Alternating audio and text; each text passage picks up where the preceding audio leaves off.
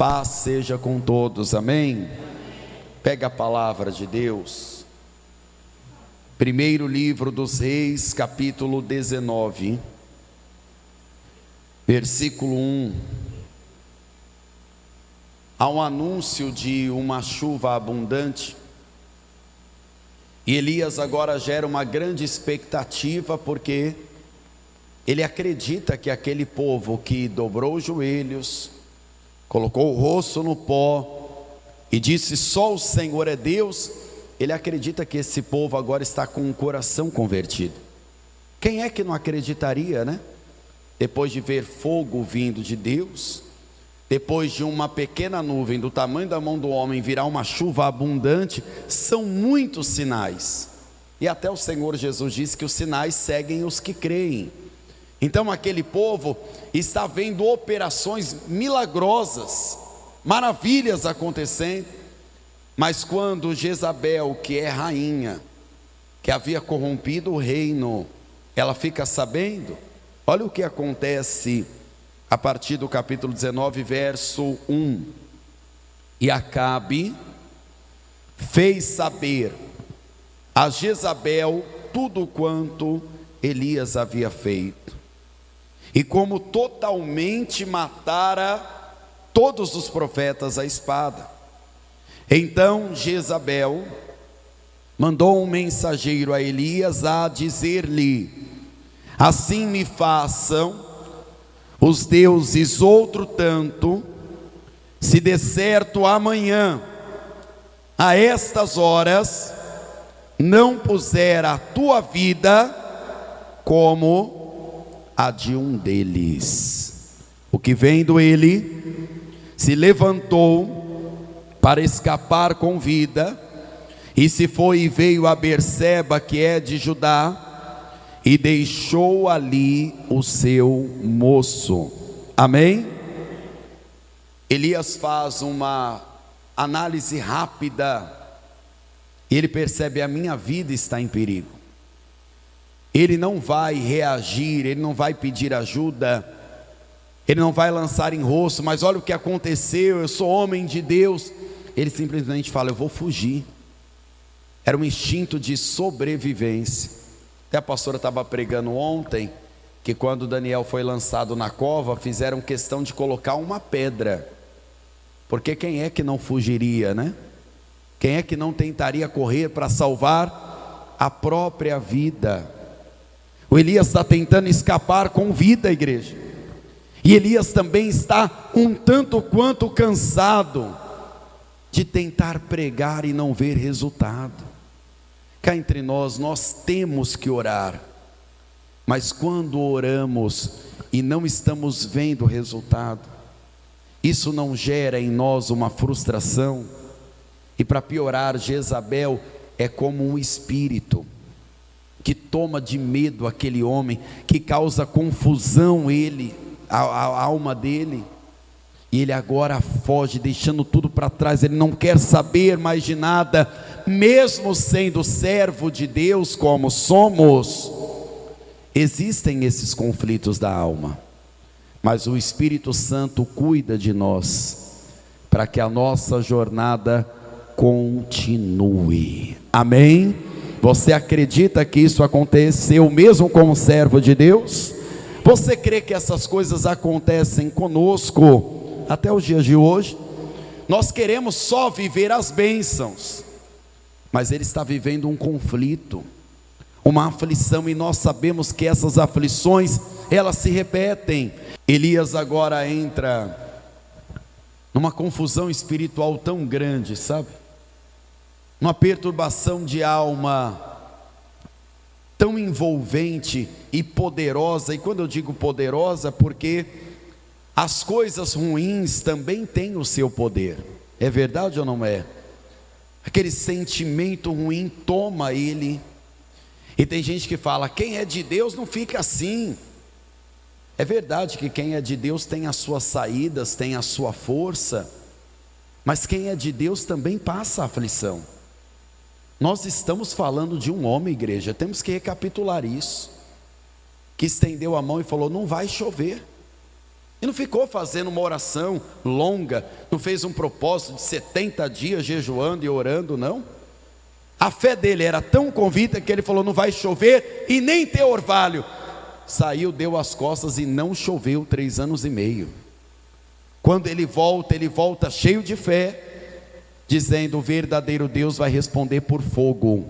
Vocês duvidam disso? O povo: não, é boa a palavra, pode começar a orar, depois eu oro. Preparou o altar e com uma oração de 30 segundos, se ele demorou um pouco mais, foi menos de 1 minuto, com toda certeza, repetiu algumas palavras e desceu fogo do próprio Deus, consumiu o holocausto e o povo caiu de joelhos. Elias fez o que cumpriu o que prometeu. Os profetas de Baal foram mortos. Aí eu te pergunto: a fé deste homem é grande ou é pequena? Mas quando ele ouviu aquelas palavras, que ele percebeu que tinha pessoas conspirando contra a vida dele, ele não consegue suportar. E para você entender que nós temos a fé que é relacionada ao nosso espírito, mas nós temos uma carne que é fraca, nós temos um coração que precisa ser guardado. Às vezes uma pessoa é cheia de fé, ela vem para a reunião, ela sai cheia do espírito, mas quando ela chega na casa dela, às vezes ela recebe uma palavra de derrota. E você sabe como funciona, né? A pedrada de longe nem dói tanto assim. A pedrada de longe você se esquiva, você fala: eu não me importo. Agora quando é de perto, às vezes derruba, não é verdade? Olha o que diz a palavra de Deus em Eclesiastes 7, por favor, para que nós tenhamos consciência de fé. Eclesiastes 7, versículo de número 7, por favor, tá? Quando você achar, diga amém. Verdadeiramente, a opressão faz enlouquecer até o sábio, e o suborno corrompe o coração. Aí eu te pergunto, mesmo sendo de Deus, a pessoa não pode passar uma situação onde o chão some dos pés? Onde mesmo a pessoa que tem raciocínio lógico, que consegue dar boas respostas, ela não fique sem palavras? Um dia um homem de Deus vendo um vale de ossos secos, Deus perguntou para ele: podem viver esses ossos? Ele falou: não sei, o Senhor que sabe. Porque tem situação que mesmo a pessoa sendo de Deus, ela fica sem direção. É quando a pessoa recebe um diagnóstico, é quando a pessoa é traída por quem tanto confiava, é quando chega uma dívida inesperada, a pessoa estava contando, vai dar tudo certo, começa a dar tudo errado, e a pessoa está orando, está jejuando, e parece que quanto mais faz, mais piora. É isso que é opressão. É quando a alma da pessoa parece entrar em um rolo compressor, e parece que a fé da pessoa não está adiantando nada. Alguém aqui já viveu uma situação parecida com essa? O Elias está olhando para um lado, para o outro, ele está perdido. Ele leva o seu moço, que era o seu auxiliar, era aquele que fez aquela caminhada até o monte para ver uma nuvem do tamanho da mão de um homem. Ele deixa o moço no meio do caminho em Berseba de Judá, e ele sai correndo.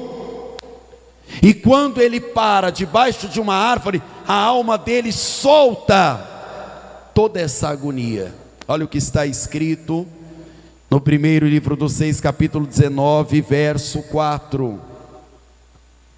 E ele se foi ao deserto, caminho de um dia, e veio e se assentou debaixo de um zimbro, e pediu em seu ânimo a morte, e disse: já basta, ó Senhor, toma agora a minha vida, porque não sou melhor do que os meus pais. Nós temos falado muito de clamor e de resposta, e temos feito clamores a Deus, mas uma coisa eu tenho para te dizer: graças a Deus, Deus não responde os clamores que são feitos desta maneira. Você entende o que eu estou falando? Graças a Deus, que Deus não atende todos os nossos pedidos, porque às vezes a pessoa pede com raiva, porque às vezes a pessoa ora magoada, porque às vezes a pessoa ora entristecida. Deus não respondeu Elias nesse momento, e mesmo que ele fez outros clamores semelhantes, como ele fez uma caminhada longa e ele estava debaixo de uma árvore, ele dorme. Ele não está só com o corpo cansado, a alma dele está cansada. Ele está a ponto de enlouquecer. Ele está falando: Senhor, não é melhor o Senhor me levar? Muita gente compara Elias a um suicida, mas não tem nada a ver uma coisa com a outra. O Elias é um homem de Deus, tá? Ele não está tentando a própria vida, se jogando de algum lugar, fazendo mal contra si mesmo. Ele está pedindo, dizendo: Senhor, não é o Senhor o dono da vida? Para mim já basta. Poxa vida, gente, fechou o céu, abriu o céu com fogo e com chuva abundante, e mesmo assim o povo não se converteu. Quem é que não ficaria frustrado? É triste às vezes você pregar a palavra e você saber que a pessoa está fazendo tudo errado. A gente sabe que é o Espírito Santo que converte, mas a gente também tem sentimento. Não é triste você orar pela sua família e vê-los indo no caminho contrário? Você não fica triste? Você tem um coração aqui, não é um pedaço de pedra. Às vezes a pessoa faz isso e aquilo, e a pessoa vai por um caminho totalmente diferente. É frustrante. O Elias dorme, descansa, e depois que ele descansa, aí a resposta do céu vem para ele. Olha o que está escrito no versículo 5: deitou-se e dormiu debaixo de um zimbro. E eis que então um anjo o tocou e lhe disse: levanta-te e come. O levantar não é simplesmente porque ele estava deitado dormindo. O levantar é uma postura espiritual.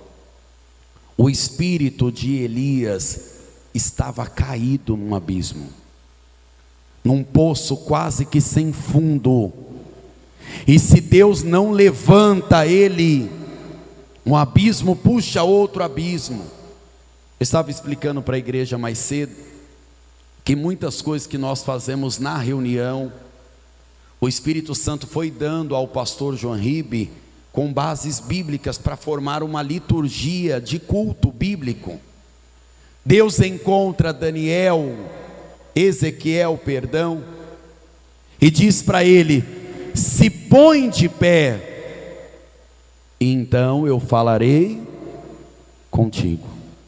Daniel, quando viu a Deus, cai como morto, e Deus, com a sua destra poderosa, antes de falar com ele, colocou ele de pé. Sabe quando nós falamos para você, no início da mensagem: vamos ficar de pé, vamos ler a palavra, a primeira palavra?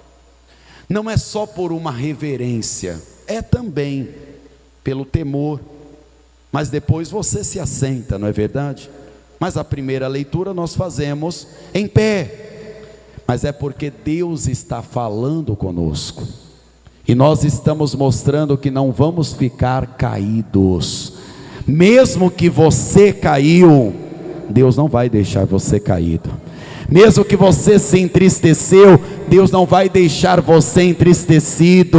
Mesmo que você se enfraqueceu, Deus não vai deixar você na beira do caminho. Levanta o teu espírito, come desta palavra, porque o Espírito Santo está te levantando hoje em nome de Jesus.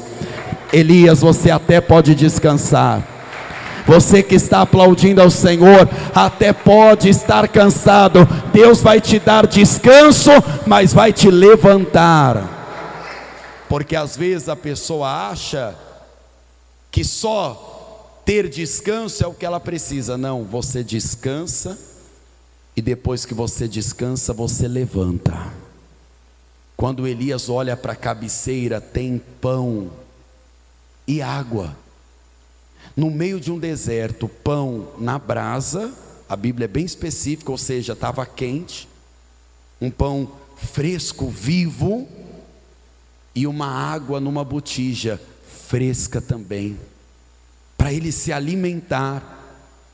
Mas a tristeza do Elias era tão grande, que o Elias comeu, e quem aqui entende que nós estamos falando também de alimento espiritual, ele comeu, mas ele voltou a dormir.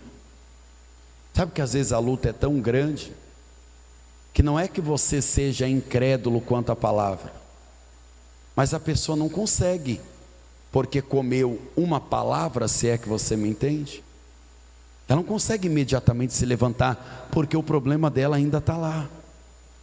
A Bíblia faz uma alusão à segunda vez que o anjo vai falar, e eu quero que você note comigo que no capítulo 19, verso 7, está escrito assim: e o anjo do Senhor tornou segunda vez e tocou e disse: levanta-te, come, porque muito comprido te será o caminho. Eu quero te dar boas novas com essa palavra. Primeiro, Deus sabe da sua fraqueza, tá? Deus sabe até que ponto você consegue ir e que ponto você diz: pastor, eu não aguento mais. Deus sabe disso. Deus não te rejeita por isso. Deus sabe da sua limitação. Ele já sabe disso. Ele já sabe do que você está lutando contra. Deus só não aceita que você desista. Então, se você quiser descansar, descanse na presença de Deus. Se você precisar de ajuda, de força, de cura, de milagre, o Senhor vai providenciar isso para você. Mas o Senhor está falando a segunda vez: você vai levantar, vai comer desta palavra, não vai desistir, porque a jornada de milagre, salvação, libertação na sua vida, na sua casa, no seu caminho, ainda é muito longa. É o próprio Deus falando para você: eu vou te sustentar. Quem quer ser sustentado por Deus? Imagina Deus dizendo: Elias, eu aceito que você descanse. Veja que em nenhum momento Deus falou: Elias, você está fazendo o que aí, seu caído? Não, Deus sabia que era momento de fraqueza. Deus entende, querido. É por isso que a pessoa tem que aprender, orar e falar com Deus. Às vezes a pessoa fica procurando a pessoa, aí fica a pessoa: não fica assim não. Eu tenho uma raiva dessa expressão. Se você falar não fique assim para os meus problemas, eu vou falar para você: então resolva eles. É ou não é? Estou com um boleto de 10 mil para pagar, se você quiser, das cadeiras. Se você falar não fica assim não, pastor, eu vou falar: então paga. É ou não é? Nunca chegue num velório, se você fez isso um dia, não faça mais. Diga para a pessoa: não, fica assim, vai passar. A não ser que você possa levantar o morto. Porque Jesus dizia: não chores, ele ia lá e levantava o morto. Jesus dizia: onde é que está o morto? Não, está fedendo, já faz dias. Não tem problema não, tira a pedra, sai para fora. E o morto vinha, vivo. O ex-defunto vinha vivo. As pessoas têm uma mania de dizer assim: não, mas eu já passei por isso. Querido, cada um sabe onde o calo aperta. Às vezes mesmo que a pessoa teve uma perda, um problema semelhante, cada um tem uma dor. Às vezes o que feriu você e você se levantou rapidamente e derrubou o outro. Por isso que a palavra de Deus diz que só Deus esquadrinha o coração. Deus sabia: eu tenho que tratar esse meu filho. Ele está num período confuso da vida dele, ele está oprimido. Mas Deus não quer te ver caído, nem caída. E aquele que diz levanta, é Ele que te levanta com uma destra poderosa. Aquele que diz não fique assim, é aquele que pode te dar resposta e milagre para o seu clamor, porque a jornada vai continuar em nome de Jesus. É Ele que está falando conosco. Quem pode resolver. Quem não pode resolver, não tente nem dar conselho. É melhor dizer: eu vou orar por você. É melhor às vezes guardar em silêncio. A comida era espiritual, porque olha o que diz a palavra de Deus no verso 8: levantou-se, pois, comeu, bebeu, e com a força daquela comida, caminhou 40 dias, 40 noites, até Horebe, o monte de Deus.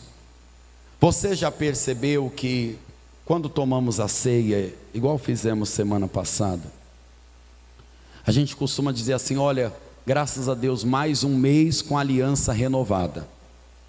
Se Jesus não voltar no segundo domingo do próximo mês, o que é que nós vamos fazer? Tomar de novo a Santa Ceia. Quem vai fazer isso se Jesus não voltar? Tem que fazer. Porque mesmo que tenha uma força no corpo e no sangue de Cristo, essa força, essa aliança precisa ser renovada. Porque ele caminhou 40 dias, quase de um intervalo, né, de uma ceia para outra. Mas quando ele caminha 40 dias e 40 noites, a força foi se perdendo e de novo ele entra na caverna. Tem gente que fica 3, 4, 6 meses sem tomar Santa Ceia. Tem gente que viaja e tira férias de Jesus e não toma Santa Ceia. Aí depois volta todo arrebentado. Às vezes volta da viagem, mas não volta mais para Jesus. Não é proibido a pessoa viajar, mas não tire férias de Jesus. Não tire férias daquele que todos os dias cuida de você, daquele por 24 horas fica olhando para você e te guardando, te livrando do mal. O Elias entra na caverna e Deus chama ele e diz: Elias, o que é que você está fazendo aqui? E o Elias começa a dizer: Senhor, eu tenho sido tão zeloso, eu estou cuidando do altar, eu fui lá, ergui o altar, preguei para aquele povo, orei, não choveu, orei, deu fogo, deu água, e o povo está tudo desviado, mataram os profetas, e agora eles querem me matar. Se não bastassem matar os profetas, agora eles querem me matar. Deus fala: Elias, sai dessa caverna e vem falar comigo aqui fora. Tem gente que fala assim: Deus entra na caverna. Não, Deus tira você da caverna. Enquanto Jesus estava operando milagres, não foi ele que entrou lá no sepulcro de Lázaro, ele tirou Lázaro do sepulcro. Deus não falou com Gideão no buraco, ele disse: sai daí desse buraco que a gente vai conversar aqui fora.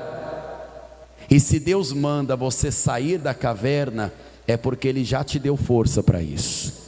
Se Ele manda você agir a sua fé, é porque já existe fé do sobrenatural e da mudança em você, em nome de Jesus. Sai dessa caverna, Elias.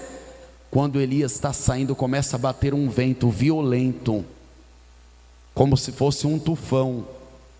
porque as pedras começam a se rachar, bater uma nas outras, junto do vento começa a vir um terremoto, o monte Horebe começa a chacoalhar, o Elias começa a olhar para um lado e para o outro com medo. Quem é que não teria medo?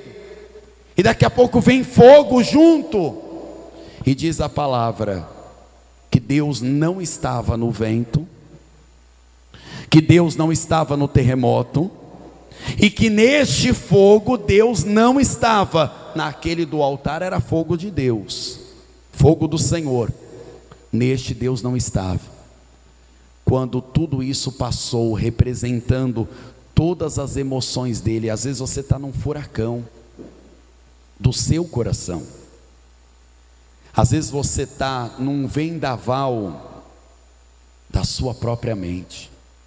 Alguém aqui já ouviu falar, o fulano fez uma tempestade num copo com água? Pode ser que seja num copo com água para mim, mas para a pessoa ela está no meio do oceano lá, quase morrendo. Cada um tem uma luta, cada um tem a sua dor, cada um reage de um jeito, cada um sabe onde fere. E uma voz mansa e delicada diz: o que fazes aqui, Elias? É quando você percebe que Deus está falando com a sua alma, não é só os seus ouvidos, é a sua alma, dizendo: o que é que você está fazendo com a sua alma? O que você está fazendo com a sua família? O que você está fazendo com o propósito que eu te dei?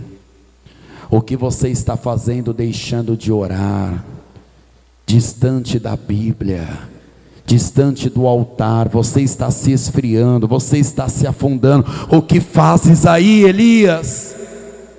E o Elias pela terceira vez repete: Senhor, eu tenho sido zeloso, eu tenho servido o Senhor com fé verdadeira, mas mataram os profetas, eu fiquei só, e ainda estão procurando me matar, provando que não era só Jezabel, tinha gente com ela. Pessoal achando que Elias fugiu de uma mulher. Com todo respeito, o Elias era um homem de fé, e um homem corajoso que enfrentava reis. Ele não fugiria da mulher, mas tinha gente, grupos tentando matar ele. Ele ficou com medo, é verdade. Quem é que não ficaria? Às vezes a gente ouve uma notícia: olha, tal lugar está perigoso, a gente evita, a gente teme pela nossa vida, querido. A pessoa que diz: eu não tenho medo de nada, é um mentiroso. Todos nós temos os nossos medos, todos nós temos as nossas angústias. E Deus começa a dizer: Elias, não só tem só você, tem 7.000 que os joelhos não se dobraram para Baal. Aqui nesse lugar tem dezenas e centenas de pessoas que não se dobraram, que ainda creem em Jesus como único, suficiente, exclusivo, eterno Salvador, que ainda confiam que a palavra de Deus muda o destino, que ainda creem que Deus nos chamou, nos redimiu para uma grande obra, que ainda creem que o Espírito Santo move a situação e pode fazer até sonhos e propósitos ressuscitarem. Ainda tem pessoas que continuam dizendo: só o Senhor é Deus. E Elias, tem mais: você não vai morrer, eu vou te arrebatar. Isso é um aviso para a igreja. Nem todos provarão da morte, mas todos nós seremos arrebatados. Então se alimente do espírito desta palavra, coma, beba, se levante, porque a nossa caminhada é longa e ela só vai acabar quando chegarmos no céu. Oh glória! Oh glória! Aplauda mais o Senhor, porque a força que você não tinha, o Senhor te entrega agora. Amém? Você recebe o alimento dessa palavra? Então, por favor, fiquem de pé. Atenção. A opressão endoidece até o sábio, como diz a Escritura, quando o sábio quer abraçar todo mundo, sabe, todos os problemas. Se você é essa pessoa que faz isso na sua família, se você é a pessoa que faz isso na igreja, tem obreiro, tem pastor que quer abraçar o mundo, ninguém consegue, que ele vai enlouquecer. Tem gente que quer ter o controle da vida de todo mundo, né? Eu estou orando, pastor, mas o fulano está ali, ele fica preocupado. Querido, você ora. Eu te instruo aqui, oro por você de graça, viu? E eu estou falando isso porque esses dias a gente ouviu aí que tem gente cobrando por Pix para orar. Falei, eu estou fazendo de graça. Mas vou continuar de graça, viu? Não é promoção não, vai continuar assim. Mas tem momento que você está em crise, é aquele dia mau, sabe? Você já passou um dia mau? Às vezes não é um dia mau, às vezes são dias maus. E a gente beira enlouquecer. Às vezes é um pecado, é uma perturbação mesmo espiritual. Às vezes é uma expectativa que nós criamos, não foi ninguém que criou, fomos nós que criamos, aí não acontece, e aí a gente vai com o espírito lá para baixo. Eu tenho respeito pelos profissionais de qualquer profissão, porque eu acho que quem estudou, é gabaritado para cuidar ou para prestar um serviço, merece respeito. Mas queridos, a Bíblia diz que uma pessoa que está com o espírito caído, ninguém pode levantar. O terapeuta não levanta o espírito caído. E cá entre nós, com todo respeito, tem especialista que vai cuidar de pessoas, principalmente falando de saúde, de coração. E a pessoa recebe receitas e mais receitas para tomar remédio, se drogar e dormir o dia inteiro. Tem gente que está vivendo igual zumbi. Aí eu te pergunto, será que essa pessoa vai conseguir se cuidar desse jeito? É questionável. E eu estou falando de se drogar, querido, porque são drogas tão pesadas quanto as drogas ilícitas. E outra, se resolver problema, a gente conseguisse resolver dormindo, a gente falaria, vem 3 horas para a igreja, cada um traz um colchonete, um travesseirinho, uma pantufa no pé. Tudo bem que São Luís é muito quente, né? Não dá, não vai rolar a pantufa aqui, mas se fosse frio, né? Uma pantufa no pé, a gente fica 1h30 aqui dormindo. Ei, pastor, antes de aproveitar que você dormiu hoje incríveis 2 horas de madrugada, que teve evento ontem na igreja, né? Vamos dormir aqui, aí quando a gente acordar. Elias dormiu, Deus permitiu que ele descansasse, ele precisava de descanso. A própria Bíblia fala que a presença de Deus traz descanso para a alma. Ninguém consegue todos os dias estar na mesma rotação de fé. A gente vai aprendendo a descansar em Deus também. Tem coisa que a gente não consegue resolver, então a gente fala, Senhor, o que eu posso fazer, eu vou fazer, mas eu te entrego. Meu Deus, eu não consigo convencer aquela pessoa, mas eu posso orar por ela. Eu posso evangelizar, eu posso dar um testemunho, eu posso falar a verdade, eu posso mostrar Cristo. Mas o Senhor converte. O Senhor faz a obra. Esse fardo não é meu, esse fardo é dele. E o que disse Jesus sobre jugo e fardo? Meu jugo é suave e o meu fardo é leve.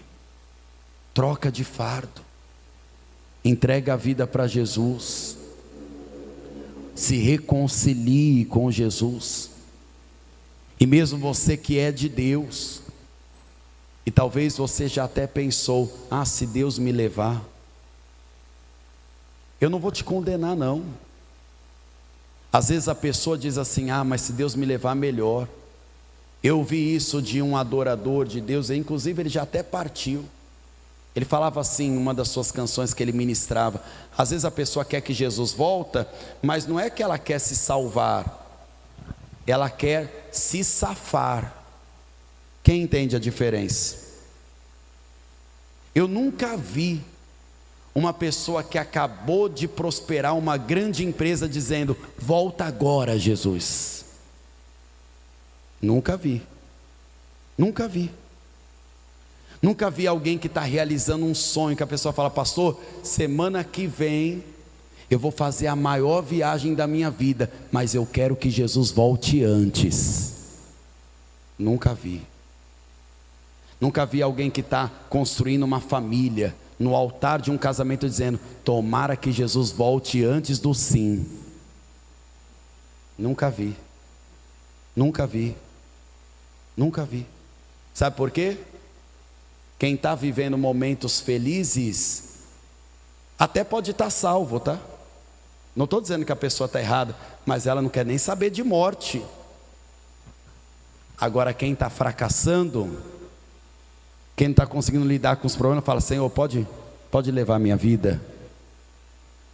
Não é que a pessoa quer se salvar, a pessoa quer se safar. 2 ladrões ao lado de Cristo, um queria se salvar e já tinha decidido: eu mereço morrer, mas Senhor, lembra de mim quando o Senhor chegar lá no céu. Lembra de mim quando entrares no teu reino. O outro queria se safar. Ele disse: se o Senhor é Cristo mesmo, desce daqui e me tira também. Diferente, não é? Um só ouviu: ainda hoje estarás comigo no paraíso. O outro, Jesus nem respondeu. No céu não vai entrar nenhum derrotado, porque no céu só entra quem vencer. Ao que vencer vai ter direito de comer do fruto da árvore da vida que está no meio do jardim. Ao que vencer vai andar no meio do castiçal de ouro. Ao que vencer vai ter poder sobre a morte, sobre o inferno, e vai reinar com Cristo. Ao que vencer vai ganhar coroa de justiça, de salvação. Não entra um derrotado no céu, não entra um fracassado. Por isso que Deus falou: Elias, a caminhada é longa.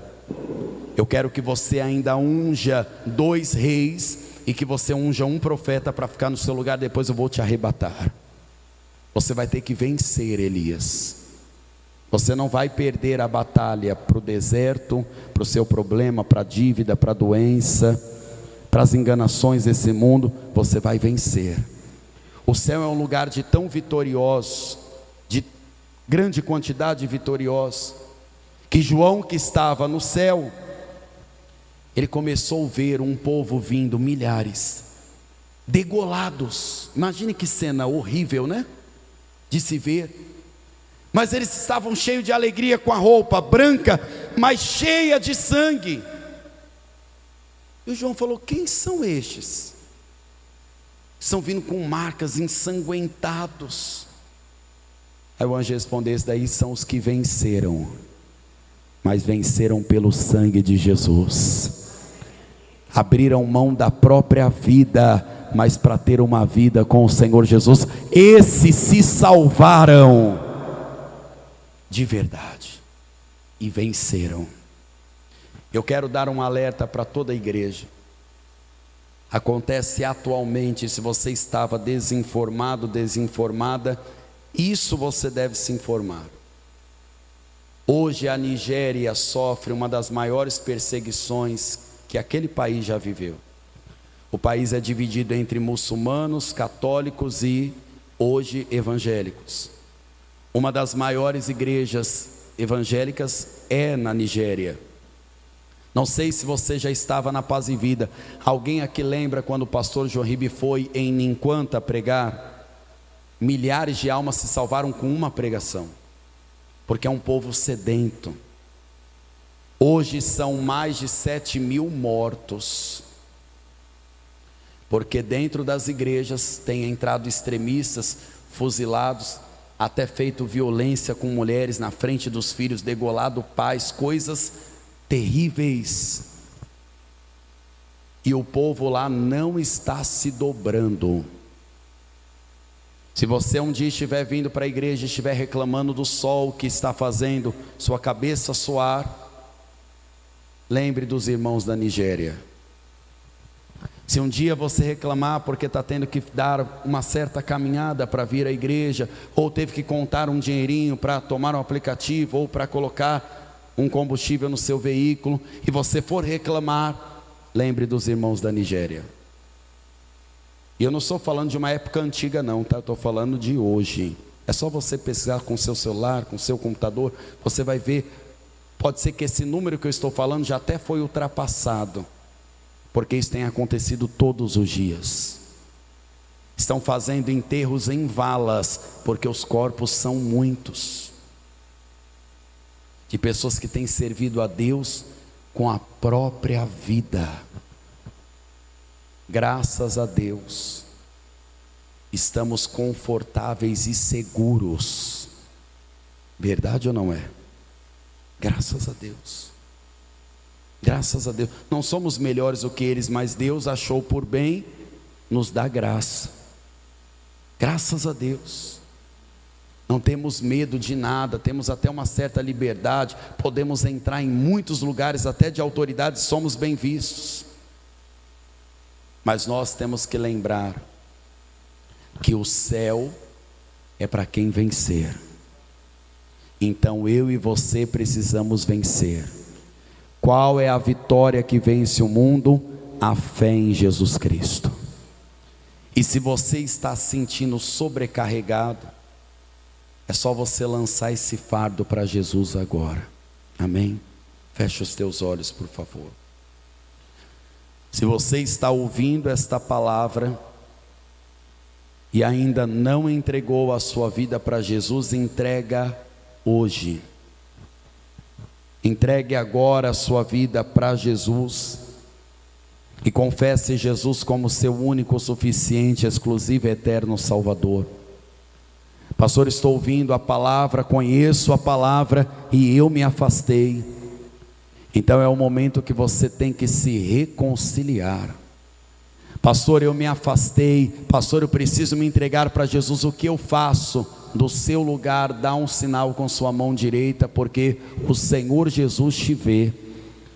E hoje vai ser o dia de confirmar, escrever o seu nome no livro da vida. Pastor, eu estou buscando a Deus e eu tenho as minhas fraquezas, eu tenho os meus fardos. Eu já cheguei até a pensar, meu Deus, já basta.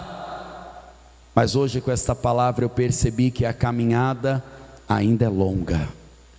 E que eu não posso fracassar. E que eu não tenho que apenas me safar dos problemas, mas me salvar. Você acabou de ouvir uma inédita mensagem de paz e vida, ministrada pelo pastor Danilo Queiroz. Um oferecimento dos Pregadores do Telhado.